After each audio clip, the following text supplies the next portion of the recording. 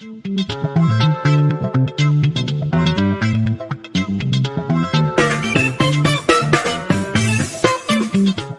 and welcome to Sounds of Stadia SideQuest. I'm your host Richie, and this is the show where we take a step off the critical path and explore more of what the video game world has to offer. On this week's show, I'm joined by the host of the Sounds of Stadia Podcast, Mr. Chris. Hello, gamers. It's a podcast, I should say as well. It's just reached 100 episodes, and that's why we're celebrating right now. And with the celebrations, we have the brief return from paternity leave of the techie daddy, Mr. Tom. Yeah, you can call me Big Daddy if you want to. I said techie daddy, not Big Daddy. I was tempted to call you Big Daddy. That's what I was waiting for. Yeah. Okay. All right. No more fetish shit. Let's move on. Yeah. Well, that's the whole show, Tom. that was my plan for the show. But no, as I said, we're celebrating 100 episodes of the Sounds of Stadia podcast, so we're going to be a bit self-indulgent. And this week on SideQuest, we're actually going to be talking about ourselves and our time as content creators.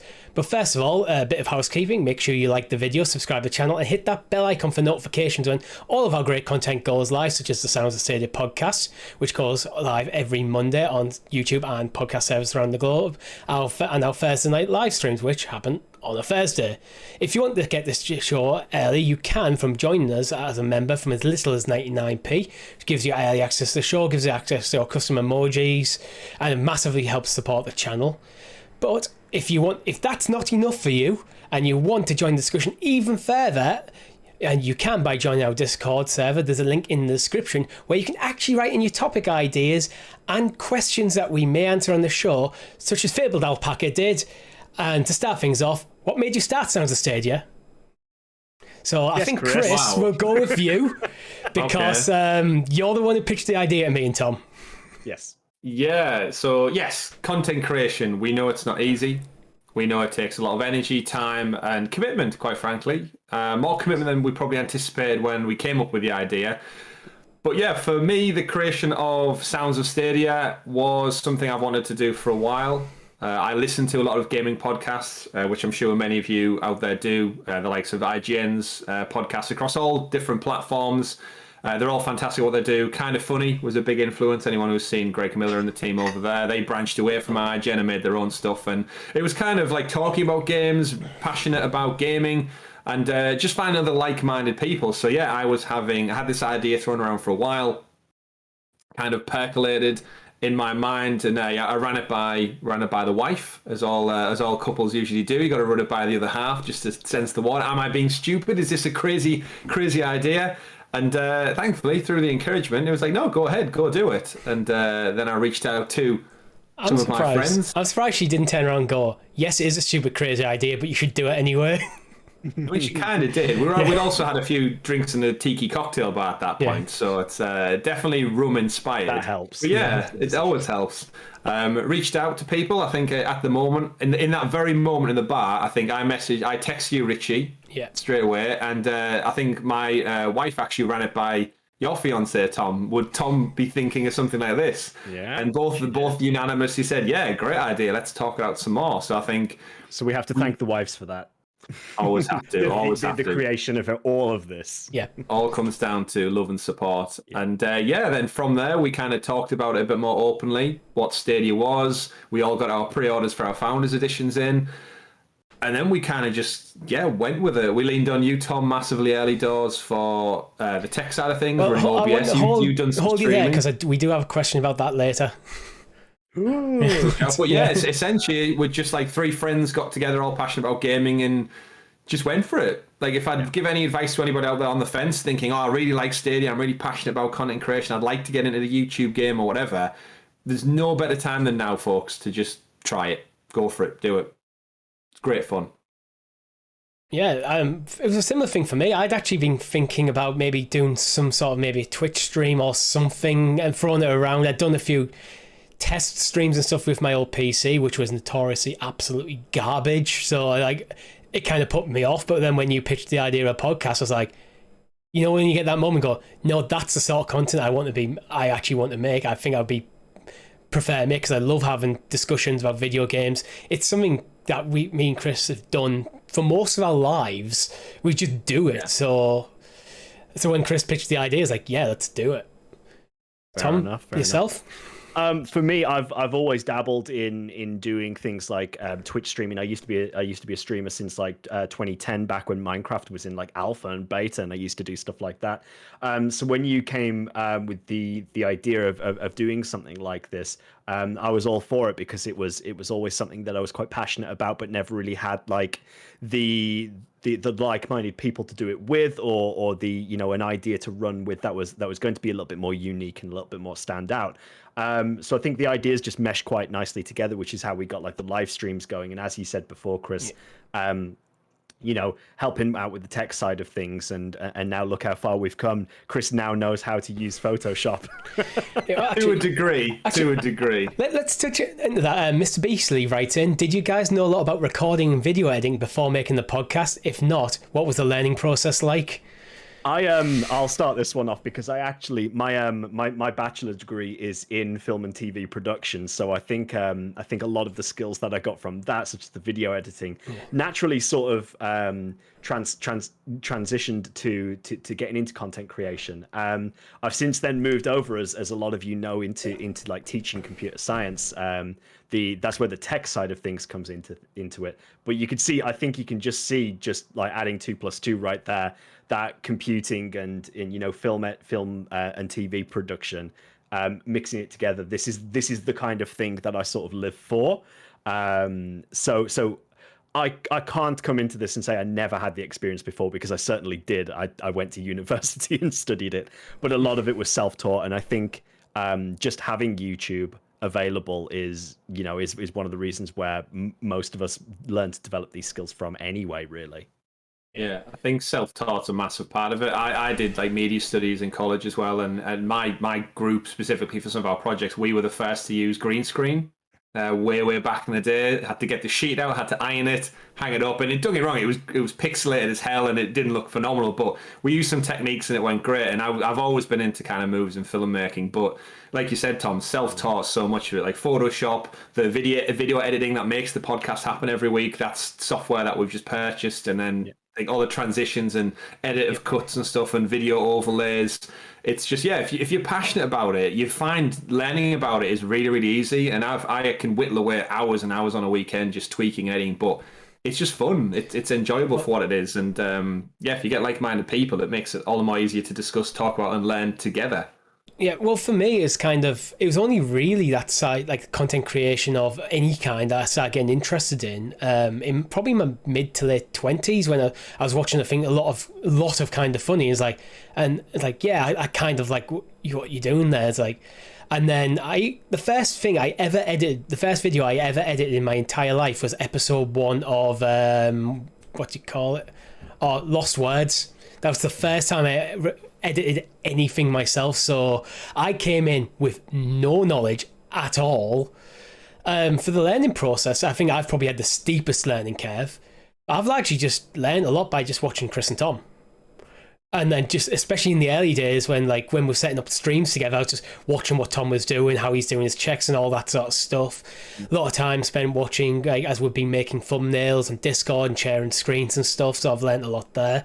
But I've just keep trying to add things to my arsenal of what I know. I don't think I'm ever going to be as creative as you two. But if I can get a solid base across the board, that's what I've been trying to aim for. It's all about adding your own style to things as well, really. Like, everything is going to be different. We're not looking for one single staple style of things throughout. Like, if Richie's going to produce content, then he'll do it his way. If Chris produces content, he does it his way. If I produce content, that's why you see some changes between like the layouts of streams and the graphics that are used and the transitions that Richie might use and stuff like that. Because it's your own flair, and I think that's once it has that bit of like a unique feeling to it, that it becomes your own creation, and that's just how it is, really. Yeah, I think there's always going to be elements that we ubiquitous across the board, so everything does look like Sounds of Stadia, but there will be different tweaks. Like I learned a lot editing Guilt, because Lost Words was a horrible process for me. I was using my old PC, it just was not up to scratch. It kept crashing. I didn't enjoy the process. With Guilt, I had my new PC, and I could actually spend a bit more time on the edits and try and learn a few different techniques. So especially in the first few episodes, there's a lot of stuff in there, like in terms of techniques, that I'd never even tried before. I just decided, how do I do this? Let's figure it out. Yeah, and that's the great thing about being gamers at our core heart, is that variety is the spice of life, and we all enjoy gaming, but the varieties and genres that we branch out to and are able to talk about has been terrific. And like, we all have different flavors and tastes, and we all bring our own unique thing. And I think what we really enjoy about the podcast is there's three of us, so there's that perfect dynamic ability to bounce ideas off, bounce theories, share games that we like or don't like, and it just creates for a great flow of conversation. And I think that hopefully through our 100 episodes of a podcast and side quests and pre-shows and live streams, that comes across to you, our audience, because this is a hobby, but we very much do it for you people out there as well, who take time out of your precious lives to listen to our takes on things. And it's very, very humbling to hear all the feedback we get, and the love and support everyone's given us to grow the channel well past 1,200, I think, subs we're at the moment. So it's fantastic. Yeah. I think the next topic I want to bring up is written in by Dark Matter TM. And he says, what swayed your decision to do a hashtag Stadia 100 podcast? Also, how long have you guys known each other? But we can answer that last bit a bit separate. I want to focus on why we chose Stadia as a platform to cover. So I guess that goes back to the formation of the channel. We're all gamers, like we've said, and when we've had beers and drinks and caught up, we all branch off and talk about PlayStation, Xbox, PC, Switch, whatever it was. And we knew if we launched a PlayStation channel, the reality is the market is so not convoluted. What's the word? Saturated. Saturated. That's the great thing about having other co-hosts with you, is you can just pick up words like that. Yeah, saturated, and we just wouldn't get the traction. And I think as passionate gamers, how many times in your lives, our lives, has something came around and been brand new? Nintendo is older than me. Yeah. Sony, I was only a little baby playing Sega Mega Drive. Microsoft, yes, a little bit later, but I was very much still a child in school when that came about. So as an adult who's passionate about this industry and has watched it grow, getting a foot in the door on day zero as a founder is such an opportunity. Pulling all the other threads we've said about content creation and media studies and what we work and talked about passionately, never probably am I ever going to get a better chance to get in on the ground floor on something that I'm passionate about and watch it grow from nothing up to whatever it is. And I think that was just an easy decision for us to make. And we've seen it. We've grown. We know almost everyone in the community through this. I'd hate to try and jump on board 2 years down the line and not know anything about launch difficulties or the library problems and everything else we spoke about, because we've lived through it, we've seen it, and I think it puts us in a very unique position 2 years down the line. Like, we know what we're talking about because we've been talking about it for 2 years. Yeah, I think I'm basically the same, but one of the things I thought I got excited about Stadia is Stadia wasn't just the launch of a new platform in my mind, it was the launch of a new way to approach gaming entirely, with it being cloud-based. Stadia, I think, was the first major step in cloud gaming at the time. There's others that came before it, like One Live and stuff, but Stadia, I felt like this is the one that has the potential to really change the gaming landscape. And I think I talked about that in early episodes. Like, I found that exciting to get in at the ground floor. And at the time when we're thinking about wanting to get involved in content creation ourselves, it all just seemed to line up quite nicely. Yeah, I think same as Richie there, really. The idea of like the tech behind Stadia was something that I was very, very interested in. So that was sort of like my big draw to it. I like the idea of what it meant and how it was going to change the gaming landscape, plus the fact that the name of Google behind it as well carried quite a bit of weight. So whereas the likes of, historically things like the Ouya have come and gone and sort of died, there wasn't really too much of a name behind it. On Live, same thing. Gaikai, same thing. But with Google, it really felt like there was some sort of, there's some power behind it, really, and it's got some staying. Sorry to use the word again, staying power as well there. But yeah, the tech was really what drew me to wanting to do a Stadia podcast. Yeah, and Simon writes in again, Fabled Alpaca, says, did you or do you ever worry that turning your hobby into a quote-unquote job would create burnout or take your enjoyment out of it? I think I'll start with this one because I've as far as like within our group, you guys have always been really understanding with like real life taking priority and so on, and you've been very understanding for me before when I've had things going on, because out of the three of us, I've probably had the most going on these past few years since we've started. You have a child now. I've got a child now. I moved to a different part of the country. You know, I've changed jobs and things like that throughout, and you've been really understanding. I've also really been a bit of a stickler for trying to push and evolve the show, and at times I think I tried to push the channel quite a bit to the point where it did start to feel a little bit like a job. But you know, you've kept me quite level-headed with it and saying, like, you know, let's just keep doing what we're doing because it's working. And I think the thing is, like, you do want to keep it a hobby.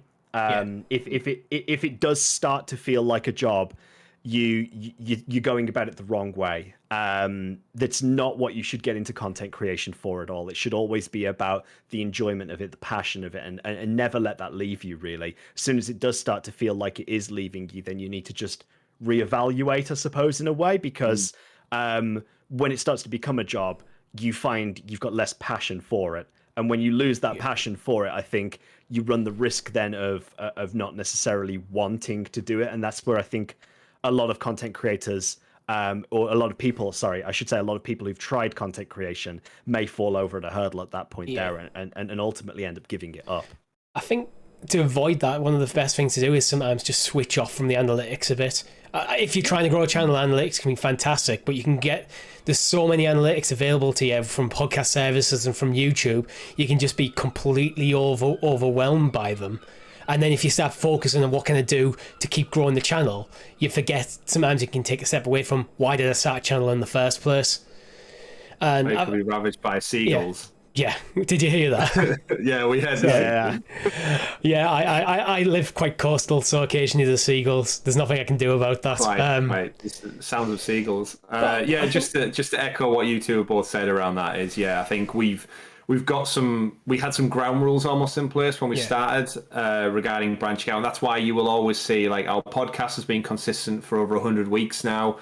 The live streams have been consistent every Thursday, same time, same bat time, same bat channel. But you'll notice we don't overstretch ourselves. Even though there is three of us, we've not got Mondays, Tuesdays, Wednesdays, Thursdays, because like you both said about burnout, is we want to keep it consistent, but more importantly, we don't want the quality to suffer. We don't want to be tired. We don't want to be logging on and streaming just because we feel like we have to, because at the end of the day, we're three adults. We've got jobs. We've got family commitments. We have friends. We're very social people. I love seeing my family and friends, and I'll never sacrifice that, for a YouTube channel to play games, because they're my list of priorities. And I can dedicate time to do this passion and do this hobby. But like, Tom, what you said straight off, if ever something came up or friends or something came up, I'm dropping everything to go and see to that stuff. And that's how life comes first.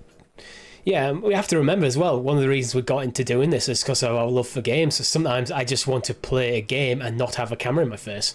It's the simple reality. Like, that's one of the ground rules, we kind of unspoken rules of Sounds of Stadia. It should never make us lose our passion for gaming, full stop. We shouldn't just be forcing ourselves to play a game because we need to make content around it. It's one of the reasons why we don't really do that many like pre-recorded Let's Plays either, because that's one we found, while I have enjoyed doing like Lost Words and I did enjoy doing Guilt, to sit down after the recording was great fun, but then I have to sit down every week and edit it. And that can be quite a time consuming process. And because I wanted to push myself to make something good, and then I was like, okay, it's like, is this the way we want the channel to grow, or is this just a lot more effort and it's actually taking away from what I love about doing it? But 100%. I think moving on, I think we'll go for a nice positive one. Endeavour from what do you call it, Stadia Hunters writes in. What was your favourite moment of the last 100 episodes? That was a Hitler level. This is one. There was no way with that question I could cut it from this show, but it's going to be difficult for me as well. What was the context around that, Richie? It literally, it's just, what was your favourite moment of the last 100 episodes? So I'll expand this not to just 100 the podcast episodes, to our time as content creators, full stop. Okay. I mean, I went on a bit of a tirade for a while with my Sunday beef, where I just started ranting about people on the internet.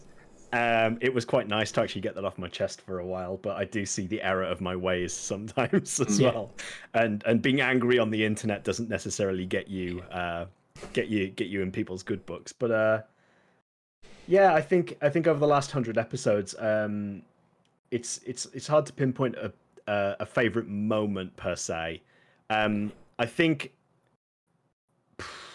like I say, when Richie had that moment of saying that was a Hitler level, whatever it was, I can't remember the exact. That was one of the funniest things that's ever happened. I think I really enjoyed when we did our 1 year celebration and we did that live stream. I think that's probably my favorite of it. It was very. There was a lot of work went into that day. There was a lot of work that went into that day, and there was also a lot of running around because I remember we had literally back to back things. Yeah. I had to get a McDonald's delivery in and eat it within 5 minutes before, then jumping in my car to drive over to meet up with Chris and Richie to then carry on with the live stream. That was probably a bit harder on you because me and Chris live in the same town while you live in the same part of the country now. It's still a bit more travel for you. Yeah, but I'd say the same. The Sounds of Stadia celebration was kind of the culmination of just over a year of the channel, and it had grown. I think we were encroaching on the 1K mark. People tuned in for like the whole day, watched it from 11 o'clock. We did the podcast live, so we got audience involvement. We got to play games, but more importantly, we should also remember it was the middle of lockdown, and it was the first time we'd been in a room together. Yeah, so it just had everything. It happened in a nice gap where we were legally allowed to see each other, and that was something that we can't say much about for our time as content creators, which actually my favorite moments are largely because of the pandemic. There's a lot of things we haven't been able to do the way we'd like to. My favorite moments are when the three of us in the room together making content together physically in the same space. Remember that time we drew a dick on your arm because you lost the game of Trials Rising? Yeah, the stuff like that. Well, the podcasts and SideQuest work quite well for we use Discord for stuff like that. There's something about that moment where you just sat on the couch side by side, playing a game, passing the controller, having a laugh, a few beers. That's the best moments for me. The moments when we're together. Oh, definitely. Right, trying to pick from someone else. That's a good question to ask. One I actually put in myself is about what does the future hold for Sounds of Stadia, and I just want to touch this on very quickly because we do have a channel announcement. Depending whether you're whether you're a channel member or not, you may have already seen this channel announcement. So. Anyone looking for I'm not going to go into the future. I'm just going to point people in that direction. But again, that's just one of them bullet points with what this episode's about. I just didn't want to pass on. That's fair. In the future, I guess we're always looking to grow, expand, and bring better quality content to our audience. Like, you guys are our friends right now. Like, we speak to some of you people more than we do our real life friends, which is the reality of it. And we do this as a hobby, but the fact that people, like I said before, it just makes it so much easier knowing that you guys watch, you tune in, you share in our jokes, you enjoy the laughs along the way with the games. Sometimes you pop us with a sniper shot from yards and hundreds of yards away, and it makes us frustrated, but it's all fun. You crash into us and flip our cars off the road. You stab us in the back stealthily, but it's all of those little engagements that they really make it worthwhile. And I think collectively we're always looking to just bring better quality content, whether that's fidelity, gameplay, community involvement, and as much as we can, we'll always do our absolute best for you guys out there. So as we grow, like Richie said, look out for that updated channel announcement. Gives you a few things to look out for. But I'm excited. I'm sure we're all excited. Absolutely. Richie, I'm going to jump in and I'm going to grab a question from here as well. I'm going to grab the question from Eddie J on Stadia. That was actually going to be the one I pulled up next. Yeah, just because I've got a very simple answer for it. Yeah. Does Stadia rely too much on content creators to promote Stadia, and should they put focus on more traditional marketing? My answer is yes. Yeah, absolutely. That's a one-word answer. There's nothing else to say. The reality is for me is content creators who promote Stadia are relatively small. Yeah. So it's not even a good strategy from a business point of view. I love that they're starting to get more involved with content creators like ourselves, like Meg, like Jem, like the guys over Nerd Nest, etc., etc., etc. But if you're looking purely from a marketing perspective, we're small fish. We have slightly over 1,000 subscribers, where a more traditional marketing focus, you're going to might hit millions.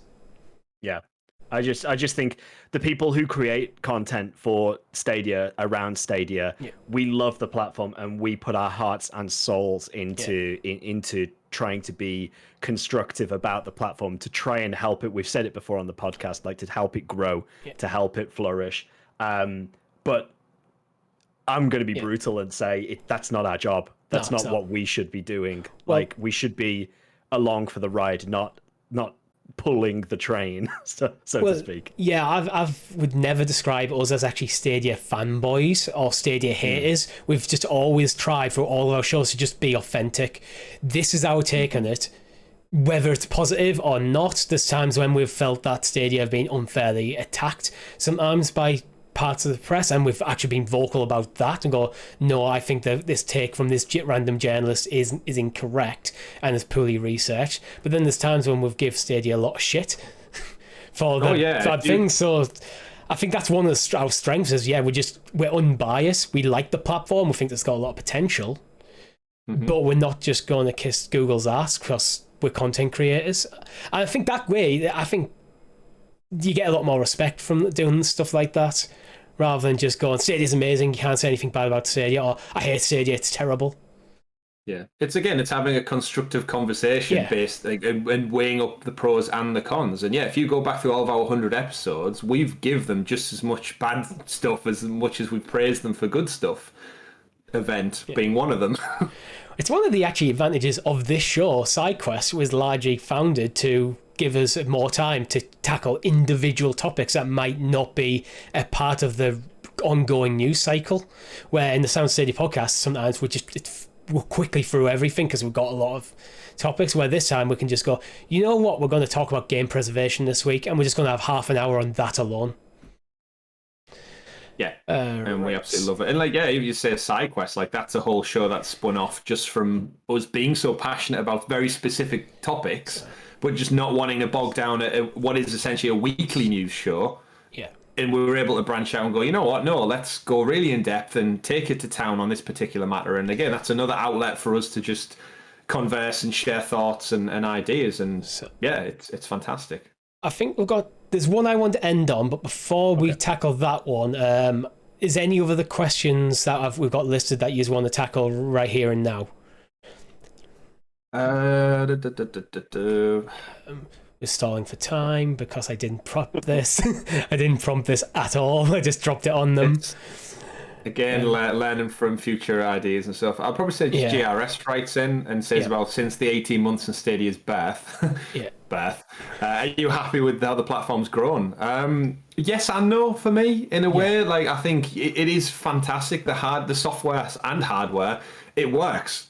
It works. I have decent internet at my home. I have decent unlimited internet on my phone. I have had barely any problems, considering the tech that's involved and the fact that it is new. It's a new industry essentially, or a new arm to the industry still. It's been fantastic. I think that is the proven fact throughout all of this. Is the technology works. Am I pleased with its growth? If you'd have said to me now they've got nearly 200 games on the platform after 2 years, and you told me they would have Control and they would have Star Wars Jedi Fallen Order and Rainbow Six Siege and all the Ubisoft titles, I was like, I probably would have took that back then. Has it grown as much as I would have liked? No. And I think there's a lot of... Just go back through the podcast to find out our reasons as to why we don't think it's grown. And a lot of it does just come down to marketing. Go watch all 100 episodes back to back to find out how it takes it. But I think if we're all honest with ourselves, we know there's a lot better work that could have went into it. But at the same time, we can't turn away from the fact that we've had a global pandemic for 18 of those 18 months nearly. And again, Google is a big company, and the gaming industry is very fickle and passionate, a group about their particular preferred platforms already. So a newcomer coming along, I think we just have to watch the likes of Amazon Luna and other platforms to see how they do as well. And then I think in all things said and done in a decade, then we can look back and maybe make some more concrete judgments. But for now, I'm out of a Nando's warm. I was going to say out of a Nando's spicy medium, very hot thing. I'm at about a medium right now. Yeah. I'll add a very quick caveat to that, which is I think Stadia is actually in a bit of a lull at the moment. I think there's nothing really to be too excited about, and I think that's where some of this mediocrity might come from, this feeling of mediocrity. So we're hoping that they step it up, but that my personal feeling at the moment is that while I'm excited for the platform, I feel we're in a valley. We're not quite yet climbing the hill. We're in a valley right now. We've seen this with Stadia before. There's troughs and hills as it on goes. For me, I think there's the biggest issue for them is probably user base, because we've talked about. I would hope that at this point, 2 years into the platform, or 18 months into the platform's lifespan, that pretty much all AAA titles will be coming day and date to the platform, which just isn't the reality yet. And I think this all hinges around the user base, so Google need to find a way to get more people invested in this platform, because that brings more revenue to the platform and that brings more games. And I think multiplayer games especially suffer. But then we also have the tech side of it, which I think is phenomenal, and it is continuing to get improved. We've just got Humankind with Direct Touch, which is... I hate on-screen emulated controllers in games, but emulated touch makes things like, if you're using a decent-sized tablet, that game, it's a very viable way to play that game. But yeah. Use a stylus pen as well. Yeah. All right, final question. Let's go. Final question. This was written in by Fabled Alpaca again. He's written some very good questions, which is why I keep bringing them up. And I think it's a nice one to end on. Where do you see yourselves in another 100 episodes? And he also has a caveat, playing COD on Stadia. Cashing in at the bank. No, I'm kidding. Bought out by Google. A member of the Embracer group. That's a given. Just continuing doing what we love. Perhaps seeing the channel expand, grow. Just hopefully celebrating all of the successes of Stadia, and maybe more positive press. Yeah. Well, for me, it's just I hope we're still here doing it. That's first and foremost, because I really enjoy doing it. I want to see the channel continue to grow. See things like more members come in, so we can expand in other ways, so we can add more value to what we offer. Improve things like improving of equipment, maybe being able to record more stuff face to face would be a big one. I think I'd like to do eventually, but there's logistical elements to all that, so who knows? But yeah, and hopefully talking in 100, and when episode 200, when we celebrate that, we're talking about a much stronger platform, one that hopefully, if Google play the cards right, is talked about as just another element of gaming alongside Xbox, alongside Sony, alongside GeForce Now, alongside Nintendo. For me, for one, my pro library is going to look damn cool as shit by that point. Episode 200, I'm going to have like 1,000+ games, right? That's going to be awesome. But yeah, similar to what the two of you have just said, I want the channel to keep going. I want it to keep growing. I want it to get better. I want the amazing people who follow us in the community to be, if you want, more involved than ever before. We keep talking about getting mods involved, like all those amazing people who do kind of give more time and more commitment than others to our channel and our topics and stuff. Definitely get some more involvement with you, some way of rewarding you for all the love you've shown us over the last 100 and the future 100. But yeah, just keep going. Better production quality maybe in some way, shape or form, whatever that looks like. Everything needs to just be cranked up more and more. But I'm sure we'll plateau. We'll go through some ups and downs, just like the Stadia train enjoys to do. But yeah, similar to what you said, Richard, at its core, just still be here talking about games and being passionate about what we do. Yeah, well, that's one of the things we don't really talk about is the financial aspect. It's like none of us took a single penny out of the company. Every penny we've earned is still in the company, and one of my views for that is so we can eventually buy better cameras, buy better microphones, have like a physical podcast set up, so if we're ever in the same room, we're not having to lug loads of equipment. We can just, wherever that place is, it's all there. That's why we offer a membership. That's why we had a Patreon right from the start, so we can buy this stuff to make our content better. Because sometimes, there's a part of us learning the tools better, becoming better hosts and stuff to improve the content. But sometimes you just need a better camera or a better microphone or better lighting. Yeah, our stuff breaks. I don't think I think at this point, from our commitment levels, even though it is just a hobby on a weekend and through the week and such, I think it's safe to say we've spent well over a couple of grand collectively on improving stuff. I didn't have a PC. I spent before. over a grand individually. I bought a new PC. I wouldn't have bought a new PC if I wasn't a content creator, because I give up on my PC, and that I think I've talked about this in the past, where I used to be pretty much a PC gamer, but I got to a point in my life where I was a proper adult. I didn't have a huge amount of money. My PC was dying, and I hadn't made a decision, and I made a decision to transfer over to console gaming. Yeah. So is there anything else you want to address, or should we wrap here?